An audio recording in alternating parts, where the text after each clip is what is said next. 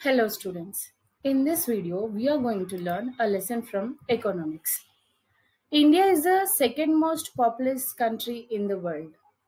Now, people usually think that if a country has more population, it is a liability for the country. Why? Because the natural resources which are available in the country, like land and water or any other kind of resources, may not be sufficient for all the growing population, for all the people living in the country. And also the natural resources will deplete, and government may not be in a position to spend money on providing better facilities for all the people living in the country, and it increases pollution, deforestation takes place, and many problems may occur. Actually, when we think, actually the human beings are a great resource than any other natural resource available. So in this lesson we are going to learn people as a resource. Now, how people are a resource for a country. Whatever natural resources we have in the country, they are of no use if the human efforts or if the human interference is not there. A country may have a huge amount of coal resources or iron ore resources or anything, but unless human is the one who is extracting it, purifying it, and giving it a shape, and again the usage or the consumption is also by the human resource. So human resource is adding value to all the other resources available. Okay, now see, if gold is available in crude form, if we have gold in crude form with us, whether we have huge amount also, we cannot do anything of that gold. So gold will have value when it is purified or and when it is given a shape, isn't it? Similarly, human being also will should have some qualities, like he should have good health, he should be educated or skilled. Otherwise they will become a liability for the country. Okay, so in the process of adding value to the human resources, some capital should be invested, like for giving education for the human resources, or for providing better health facilities for them. Some money is spent, that is called as capital investment. The money which is invested on providing education or skills to the people and to provide better health facilities for them, the money which is spent on it is called as the capital investment, human capital investment.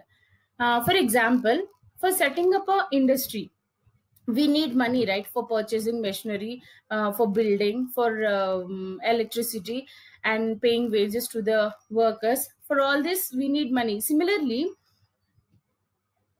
for making human being more productive, for bringing out skills in them, some investment should be made in for giving education. Now if a person have good education but he is not physically fit and he cannot work, now again he will be a liability. So he should have good health as well as he should be skilled. Either, like he should be skillful or else he should be educated, then only he can be considered as a good human resource. Now human resource is better than any other resource. He is better than land, labor, like he is more than any natural resource or any kind of resource available on the earth. Why? Because he is the one who is adding it, and if he himself is not using it, all these resources are of no value. Now, a teacher is trained, doctor is also trained to treat the people, tailor his teacher's clothes. Now, these are all example of training and having education. In this lesson, we have an example, like of two friends, Vilas and Sakal. They both live in the same village, Semapur. Sakal's parent, they work in agricultural fields, and Sakal's uncle, he passed his matriculation and he had no job. And Sakal takes care when his parents go for work. Sakal take care of his brother and sister, Jitu and Situ.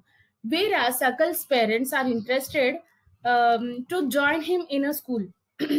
So forcefully they join him in the school, and after that they also send him for the higher education. They took loan from the bank and he is joined in a vocational course of computer. And as even Sakal also is interested in studies, he passed out and he got good merit. He got a job in a private firm, and then he prepares a software which is useful for the firm, because of which he gets the promotion as well as increment. Now the standard of living of the people will definitely increase because of Sakal's efforts. Now he is trained, he is educated, he is trained, and he can spend more money on the family. He can send his sister and brother to school, and his parents may need not work so hard. Now the family's income will increase. So if a person is educated, he not only becomes an asset for the family but also for the country. On the other hand, we have example of Vilas is a friend of Sakal. Here, the situation is completely contrast. Vilas' father dies when he was 2 years old, and his mother brings fishes from the pond of the landowner, and she earns only 20 to 30 rupees a day. Now, it is a very small amount of money for three members to live. And Vilas is not interested in education, and he is suffering from arthritis. His mother, as she is earning very less, she could not spend money uh, on his medical problem, and eventually she falls sick, and Vilas had to take the responsibility of the family. Now, as he is not educated and he is not skilled, he what he earns is also very less by selling the fish in the market.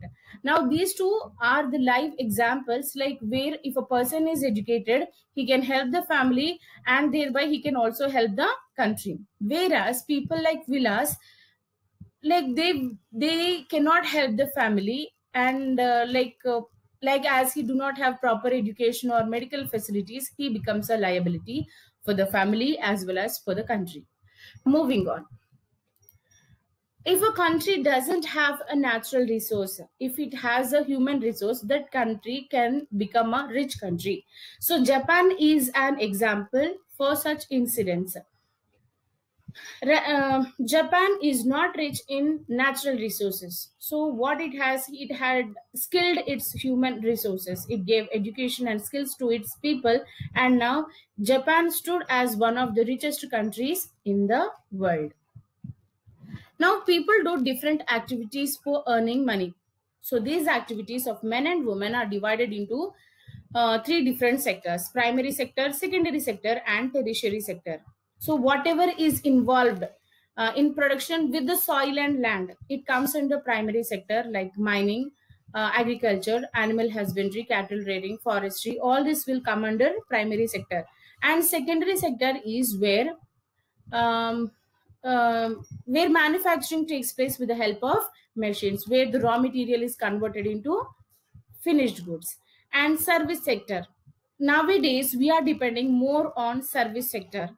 Okay, education, banking, transport, communication, insurance, health, all this will come under service sector.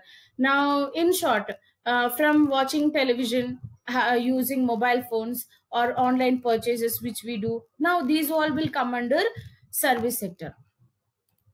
Now, this is one picture which includes three different sectors. Now, by seeing the picture, you have to identify which sector which picture belongs to.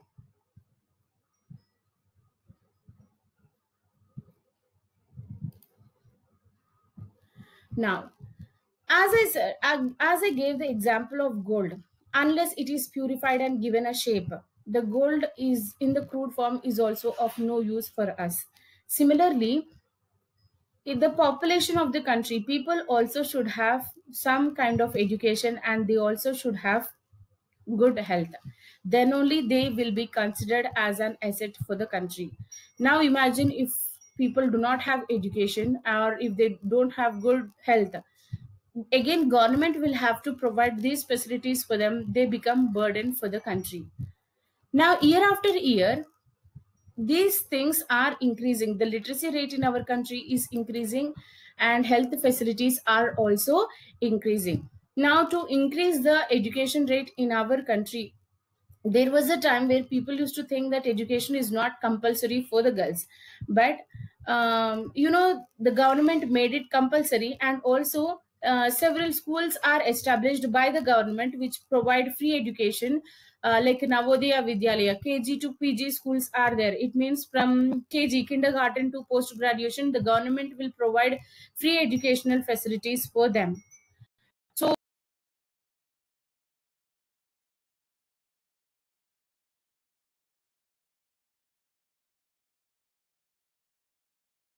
now, if you can see the point 4, the government used to spend only 151 crore rupee during the first 5-year plan, and now it has increased to 43,825 crores by the 10th plan. It means the government is also spending more money on education. It means it is investing on the human resources, thereby it is making themselves worthy. They will become an asset for their family and also for the country. When people are educated, they can earn more money, and hence the country's GDP will increase, the country's national income increases. Now, the literacy rate in our country is not the same in all the states. For example, the literacy means like education, number of people who are educated, 96% in Kerala, whereas it is only 30% in some parts of Madhya Pradesh. And Supreme Court made it compulsory that the children between 6 to 14 years of age should have compulsory education, and it is the responsibility of the central and the local governments to take care of it, and to promote education till 14 years of age. They also introduced midday meal program. It means midday lunch also will be provided for the children who attend the schools in the school itself. And the one more motive for this midday meal program is to increase the nutritional values in the children. We know that many people in our country, they are living in below poverty line. Those people cannot afford nutritious food. They aim at filling their stomach but not having nutritious food. For those kind, they should not suffer because of malnutrition. Children should not suffer because of malnutrition. This midday meal program is introduced in the